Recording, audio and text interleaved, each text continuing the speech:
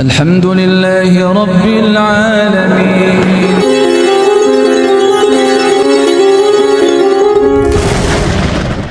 Bagimu engkau sudah mendapatkan pahala sedekah, wahai bapak, dan wahai engkau anak, bagimu apa yang engkau ambil. Selesai, Pak. Sama-sama mendapatkan kebaikan. Begitulah karakter Nabi. Apabila ada orang berselisih, kemudian datang mengadu, tidak malah dipanas-panasi, tidak malah membela salah satunya, menjatuhkan satunya, tetapi betul-betul rahmat bagi kedua belah pihak. Ini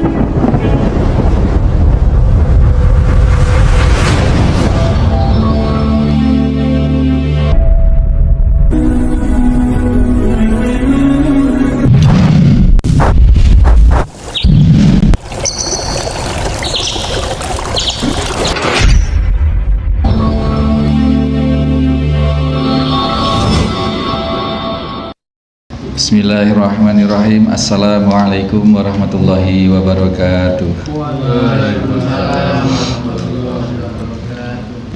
Innal hamdalillah nahmaduhu wa nasta'inuhu wa nastaghfiruh wa na'udzu billahi min sururi anfusina wa min sayyiati a'malina.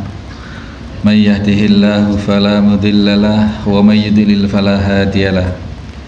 Asyhadu an la ilaha illallah wahdahu la syarikalah. Asyhadu anna Muhammadan abduhu wa rasuluhu la nabiyya ba'dah. Allahumma salli wa sallim wa barik ala Muhammadin wa ala alihi wa sahbihi wa mawalah. Hadirin hadirat, bapak-bapak, ibu-ibu, segenap mustami dan juga dimanapun berada saat ini, rahimani wa rahimakumullah. Dua orang saudara, yang satu ini sukanya tolabul ilmi kepada Nabi SAW, selalu datang kepada Nabi ngaji. Yang satunya alaqoh malolo, kerja dan kerja, tapi tidak pakai masuk gorong-gorong, kerja. Nah, kerja ini hasilnya juga untuk menghidupi saudaranya ini. Nah, ini ada dua hal yang kontradiktif. Nah, tetapi Nabi tidak kemudian ketika orang yang rajin bekerja tadi itu, yang bagian kerja tadi ngadu itu, tidak kemudian memanggil yang diadukan saudaranya itu, tidak. Fulan, kamu kesini. Apa benar ini saudaramu, dan apa benar kamu ngaji setiap kesini sehari-hari, nafkahmu ditanggung oleh ini, misalnya. Tidak seperti itu, tapi Nabi memberikan satu kata kunci langsung kepada yang sangat berfaedah dan melegakan bagi orang yang mengadu itu, justru la'allaka tarzaku bih, bisa jadi rizkimu yang lancar itu antara lain disebabkan karena kamu membiayai saudaramu yang ngaji. Nah, ini sangat menenteramkan, Pak, jawaban Nabi Sallallahu Alaihi Wasallam. Nabi Sallallahu Alaihi Wasallam tidak kemudian mengadu seperti itu terus ngadu ke yang lain. Iya, memang saudaramu itu nggak mau kerja. Nggak seperti itu Nabi. Nabi itu kalau berkata-kata, masya Allah, kata-kata beliau itu sebagai rahmatan lil alamin, betul. Dulu ada bapak dan anak. Bapaknya ini naruh uang di masjid, ya diserahkan atau ditaruh di masjid, di uang umum lah, siapa yang ngambil silahkan, yang membutuhkan. Kemudian ternyata yang ngambilnya adalah anaknya, yang di masjid itu anaknya ngambil, pulang ngadu, Pak, saya dapat uang sedekah di masjid, uang infak, ada orang yang naruh ini oleh takmir dipersilahkan bagi yang membutuhkan, saya ambil, saya butuh. Bapaknya marah-marah, lu gimana, itu uang bapak, nak, uang bapak yang memang ditaruh di sana, diserahkan takmir untuk siapa, tapi bukan untuk kamu, gitu. Kemudian ini bersitegang, dua orang ini, anak bapak ini ngadu ke Nabi. Jawaban Nabi apa? Masya Allah, jawaban Nabi, bagimu engkau sudah mendapatkan pahala sedekah, wahai bapak, dan wahai engkau anak, bagimu apa yang engkau ambil. Selesai, Pak. Sama-sama mendapatkan kebaikan. Begitulah karakter Nabi. Apabila ada orang berselisih, kemudian datang mengadu, tidak malah dipanas-panasi, tidak malah membela salah satunya, menjatuhkan satunya, tetapi betul-betul rahmat bagi kedua belah pihak. Ini masya Allah ini. Kemudian bahwasanya urusan agama jauh lebih penting tadi itu, ya, Jadi karena menggenggam agamanya, maka dunianya akan Allah selesaikan. Tetapi Bapak Ibu sekalian, ya tidak begitu juga. Bagi orang yang membiayai diberi motivasi sedemikian rupa bahwa rezekinya akan diperlancar oleh Allah, kemudian karena menolong saudaranya maka dia akan ditolong oleh Allah. Tetapi bagi orang penuntut ilmu juga ada nasihatnya. Jadi begitulah, ketika dua orang ngadu, bagi bapaknya ada nasihatnya, bagi anaknya ada nasihatnya. Seperti ini juga ada nasihatnya. Kalau rajin tolabul ilmi, yo sambil kerja olah, jangan jaga no wong, jangan menjadi tanggungan orang. Al yadul ulya khairum min lafti sufla. Tangan di atas itu lebih baik dari tangan di bawah. Begitu Pak. Setiap pihak ada nasihatnya. Gitu. Orang yang ini dalam Islam itu seperti itu. Orang yang punya hutang itu ada nasihatnya. Orang yang memberi hutang, untuk orang yang memberi hutang pun ada nasihatnya. Orang yang memberi hutang itu niatkan betul-betul karena ta'awun atau menolong saudaranya. Jangan mengharap keuntungan apapun dari meminjamkan sesuatu itu kepada saudaranya. Ingin minjamkan uang, jangankan sampai ingin dapat bunga, ya haram itu. Ingin mendapatkan feedback kembalian berupa sikap, berupa kemudahan, itu saja tidak dibolehkan. Kalau memang minjamkan uang, nasihatnya, aturannya dalam Islam itu adalah betul-betul murni ingin membantu. Kalau boleh saya bahasakan, kalau minjamin uang orang itu anggap itu uang hilang sudah. Nggak usah ngarep-ngarep lagi, pasti kembali begitu. Aturannya ya memang harus pasti kembali. Gitu. Apalagi sampai mengharapkan kelebihan, selain uangnya kembali masih dapat diantari kolak setiap berapa hari sekali, masih dapat anaknya dinunutin ke sekolahnya setiap hari, masih dapat macam-macam. Ini namanya riba. Nah, jadi kalau nasihat bagi orang yang meminjamkan uang, ikhlas dengan diberi motivasi. Kalau engkau memberikan hutang kepada seseorang 1 hari lamanya, setiap hari sampai jatuh waktu tempo, misalkan ada orang hutang bilang 3 hari nih, Umi saya pinjam uang 100.000 3 hari, nanti suami saya gajian mau saya kembalikan, pinjamnya hari Sabtu, Senin, Selasa, berarti Selasa harus balik. Nah, selama Sabtu sampai dengan Selasa ini Umi Tin mendapatkan pahala sedekah setiap hari itu 100.000. Padahal itu uang kan akan balik, tidak hilang. Di dunia saja sudah dapat jaminan. Setiap hari selama 3 hari mendapatkan 100.000 sedekah di sisi Allah, dan sedekah yang sah itu. Nah, adapun nanti Selasa ternyata orangnya meleset, ditunggu 1 hari meleset. Nah, melesetnya ini per hari mendapatkan pahala sedekah 2 kali lipat. Berarti hari Rabu kalau belum dia kembalikan sama dengan pahala sedekah 200.000. Hari Kamis juga belum dikembalikan 200.000 lagi hari itu. Masya Allah. Bayangkan ini 100.000, apalagi kalau minjamin 1 juta. Molornya sampai seminggu, 2 minggu atau 1 bulan, berapa 3 kali kan Pak? Sedekah itu Pak. Betul-betul sedekah. Benar gimana sedekah tuh. Apa ada orang sedekah setiap hari 2 juta sekarang? Ini kalau bukan orang betul-betul kaya dan betul-betul punya hati emas, kayaknya nggak mungkin Pak. Setiap hari sedekah 2 juta. Nah, orang yang dihutangi, orang yang dikemplang, molor hutangnya, dihutangi 1 juta, kemudian molor. Nah, molornya itu berlaku setiap hari sama dengan sedekah 2 juta. Bayangkan kalau dia molornya ini nggak ketemu waktunya. Sementara kita sudah menganggap uang hilang dan ini sudah bertahun-tahun, Masya Allah. Nah, ini nasihat bagi orang yang memberi hutang.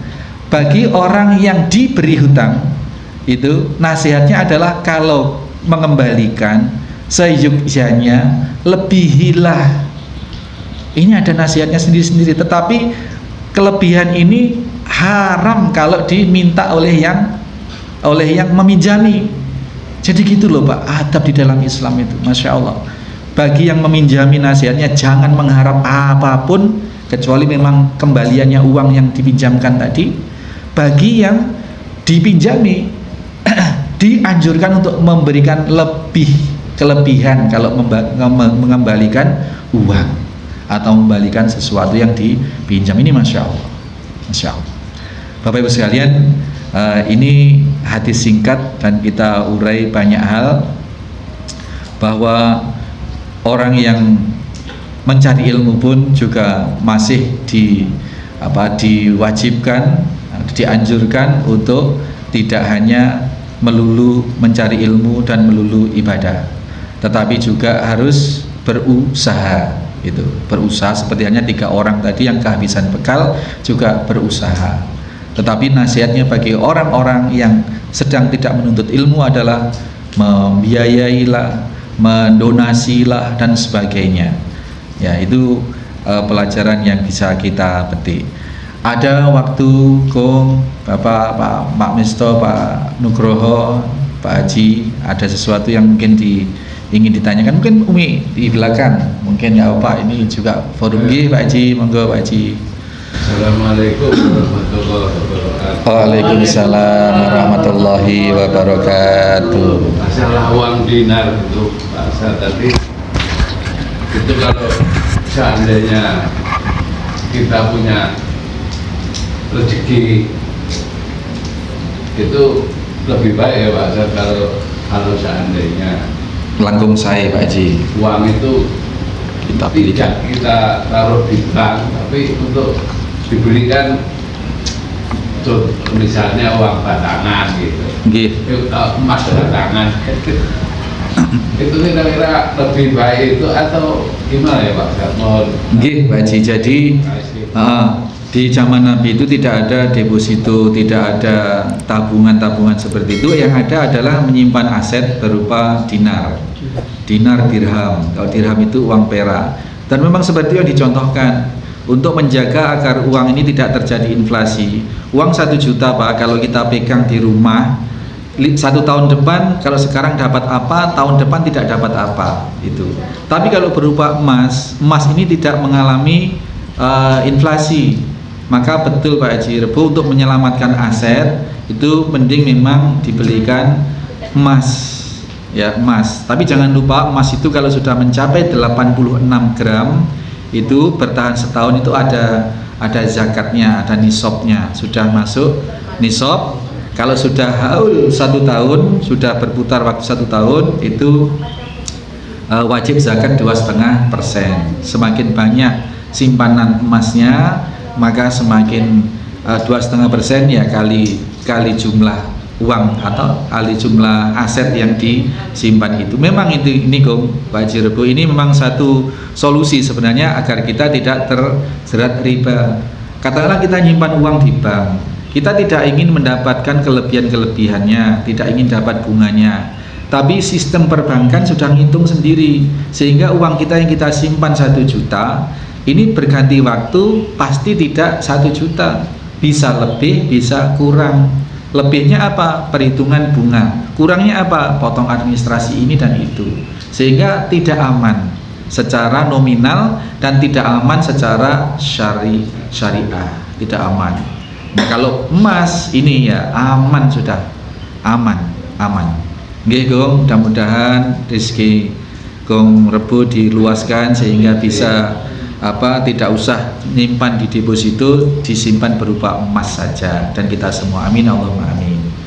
Masih ada mungkin Gong Dai sedikit terkait dengan hadis yang ke-10 dengan topiknya yakin dan tawakal,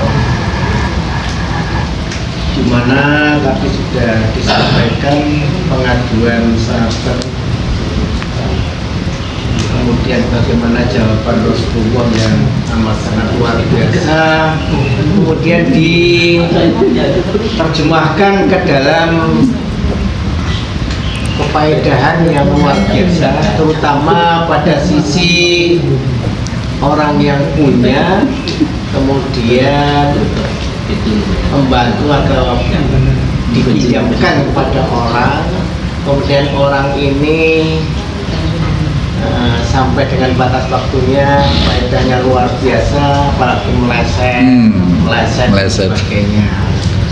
Kemudian kalau meleset terus itu gimana? Iya terus Kom. Kemudian yang kedua, di samping kejadian yang ada di masyarakat itu ada orang yang punya barang, kemudian transaksi, kemudian dijual belikan, tapi uangnya molor. Dan molor ini, molor, apakah ini dinisbatkan seperti itu atau bagaimana? Mohon pencerahannya. Terima kasih. Iya, sama-sama. Iya, jadi hakikat hutang itu adalah apabila aset kita berada di tangan orang lain, yang orang lain itu secara hukum wajib mengembalikan, itu adalah hutang. Jangankan sampai seperti itu kok, kesaguhan lisan saja itu apabila sudah menyakui orang itu sudah terhitung hutang juga itu. Janji adalah hutang, kan begitu. Jadi termasuk apabila transaksi, ya punya pao, punya mangga satu pohon, dimaui 3 juta, tapi sama tukangnya ini masih dibayar 2 juta. 2 hari ya Pak Haji, yang 1 juta nanti saya antar. Terus kemudian 2 hari itu nggak tahu, 2 hari itu sudah nggak tahu kemana, nggak tahu kapannya, ternyata sampai bertahun-tahun. Ini tetap jadi hutang kok, tetap jadi hutang. Ketika kemudian ditunda 2 hari, itu jadi sedekah. 2 hari itu sedekah normal. Nah ketika luput dari 2 hari, kesananya ini jadi 2 kali lipat, Masya Allah. Jadi bisa kita ya untuk menghibur diri, bisa kita reng-reng, berarti uang saya yang di sana jadi mengalirkan pahala tiap hari, jadi berkurang pegelnya, seperti itu, insya Allah seperti itu. Nah sehingga kalau kita disarankan bahwa meminjami uang itu anggap uang hilang, maka kita juga harus ngukur juga lah, gitu, ngukur. Jangan karena kita ingin iming-iming kalau kita meminjamkan uang atau kita menaruh uang di satu tempat, ingin iming-iming besar, terus kita terbakar nafsu untuk menaruh sebanyak-banyaknya. Inilah yang tidak betul. Dengan dalih investasi, dengan dalih apapun lah, begitu. Jangan. Jadi kalau apalagi memang nyata-nyata orang pinjam, ya sebatas dengan ukuran kesiapan mental kita, kalau uang ini nanti tidak kembali, ya kita tidak apa-apa, seperti itu. Jadi ini hutang piutang. Okay. Demikian ya Bapak sekalian, kita sudah masuk waktu syuruk ya. Ada yang punya kesibukan di luar nanti supaya tidak ya terbagi-bagi waktu dengan baik. Kita sampai jumpa Sabtu depan. Subhanakallahumma wa bihamdika asyhadu an la ilaha illa anta astaghfiruka wa atubu ilaik. Assalamualaikum warahmatullahi wabarakatuh.